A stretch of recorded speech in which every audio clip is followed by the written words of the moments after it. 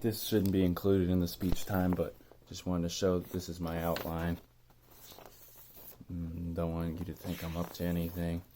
Just be extra careful, you know. Never can be too careful.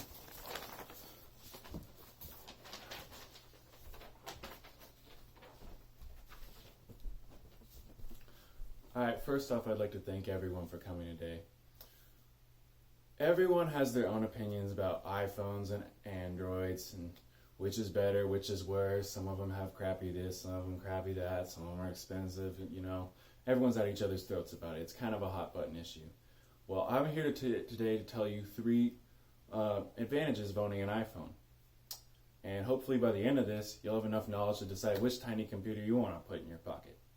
iPhones are the superior phone today because their usability, compatibility, their operating system and hardware, and their security, which is completely outstanding.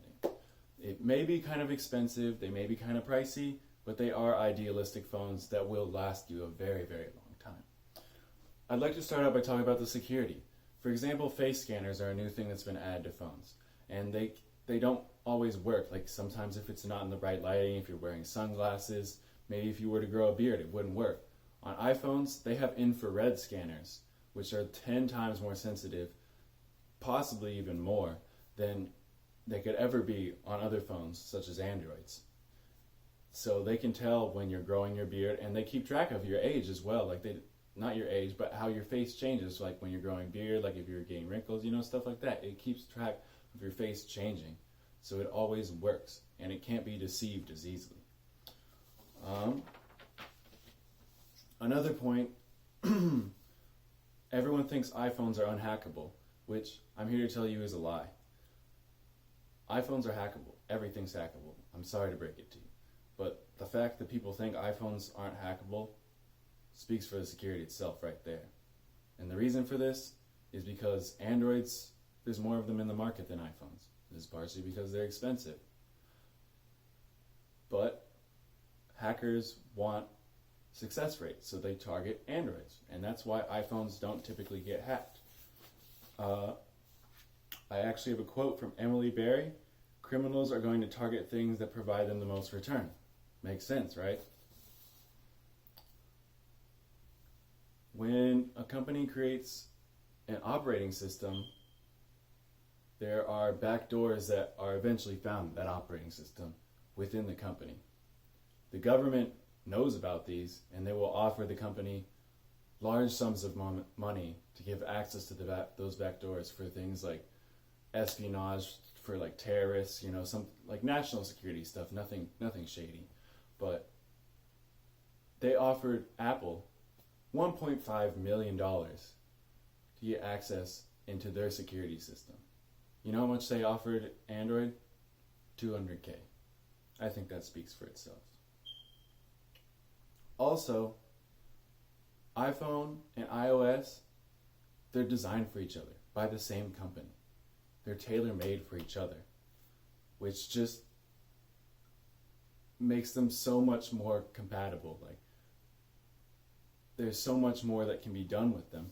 For example, like live photos, 3D touch, updates you get updates faster, and you get bug fixes faster, because Androids are made by a bunch of different manufacturers, but it's not like made by the same company, the phone and the operating system. They're all made by different manufacturers. So some phones could take forever to get an update or a bug fix, and some could get them, you know, right on time. With iPhone, that's not a worry at all. Also, the compatibility isn't just between the operating system and the phone. iOS is compatible with all Apple devices. For example, MacBooks, iPads, Apple TV, and iMessage is compatible on nearly all of it. iMessage itself is great. This is part of the reason people love iPhones, is because of iMessage. iMessage is instantaneous texting back and forth, no slow texting like when you actually text. This is faster, it's through the internet, so it's really quick. It also says when it's sent, it says when it's delivered, and you have the option of saying when it's read or not. I mean, how great is that? Also, it doesn't compress your files and photos to make them look blurry, which is what Androids are made fun of for.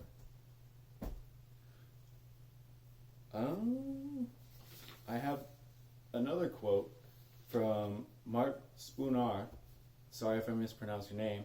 The software and hardware complement each other.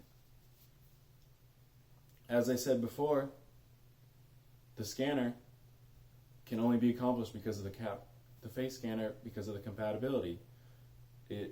As Glenn Fleischman says, it lets you wear hats, gloves, scarves, contact lenses, sunglasses, makeup, whatever, and you're still recognized.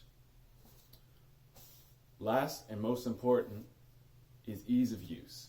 iPhones are just so simple. They've always been the same. Through years and years and years, they have the same simple design. You touch it and it goes. And it's just really simple to understand. You could give it to a child and they could figure it out very quickly. It's just easy to understand. If you gave an Android to a child, they might struggle with it a lot more. iPhones are just easier to understand. There's also a lot of features that are already on iPhones. For example, photo editing, video editing, photo filters, video filters, panorama mode, all that stuff does not come with Android. It just takes pictures, takes videos. That's it. That's all it does. You can download apps that could do that, but if you want an app that did it as good as Apple, you probably have to pay for it. And then there's the hassle of going between apps. It's just easier to use, you know? And I'd like to end off by saying iPhones are amazing because of their compatibility with their hardware and their software, because of their outstanding security and their amazing ease of use that simply cannot be accomplished by anyone but Apple. The argument of which is better, iPhone or Android, may never end. I mean, let's be honest. But hopefully, you can decide which one you like better now. Thank you.